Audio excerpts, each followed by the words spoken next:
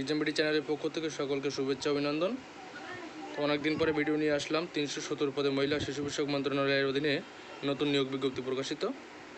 যারা মহিলা শিশু বিষয়ক মন্ত্রণালয়ের অধীনে নিয়োগ বিজ্ঞপ্তির জন্য অপেক্ষা করছিলেন, নতুন নিয়োগ বিজ্ঞপ্তি প্রকাশিত হয়েছে।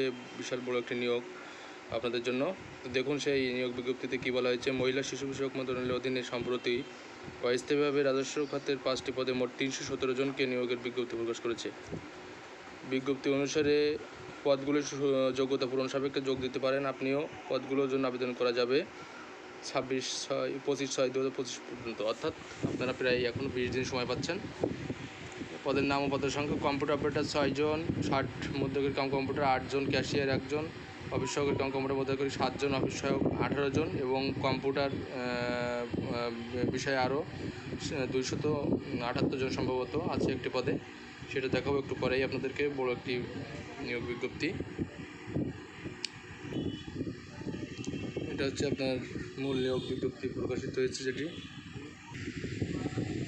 তো আপনাদের এই যে নিয়োগ বিজ্ঞপ্তি, এটাতে এখানে চাইল্ড রাইটস অফিসার এখানে 64 জন, কমিউনিটি হাব অর্গানাইজার 250 জন, অফিস সহায়ক পদে একটি, নিরাপত্তা প্রহরী 1 জন, পরিচ্ছন্ন কর্মী 1 জন।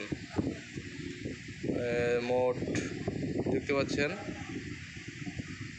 বিশাল বড় একটি নিয়োগ বিজ্ঞপ্তি, 3 শতাধিক পদে নিয়োগ বিজ্ঞপ্তি। তো শিক্ষাগত যোগ্যতা মহিলা শিশু বিষয়ক মন্ত্রণালয়, এখানে আপনাদের শিক্ষাগত যোগ্যতা এসএসসি থেকে শুরু করে মাস্টার্স পর্যন্ত, স্নাতক পাস পর্যন্ত। তো যা যা যোগ্যতা অনুসারে যে নির্দিষ্ট পদে অবশ্যই আবেদন করবেন এবং আপনি অবশ্যই দেখে শুনে আবেদন করবেন নির্দিষ্ট তারিখের ভিতরে। এখানে আবেদনের কিছু শর্তাবলী আছে।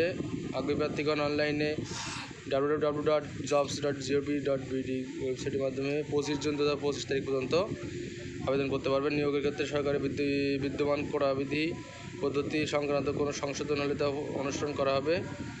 প্রার্থীর বয়স সর্বোচ্চ 50 বছরের মধ্যে হতে হবে এবং বয়সের ক্ষেত্রে এফিডেভিট গ্রহণযোগ্য হবে না। এগুলো আপনি খেয়াল রাখবেন অবশ্যই। এটাই ছিল আজকের সার্কুলার।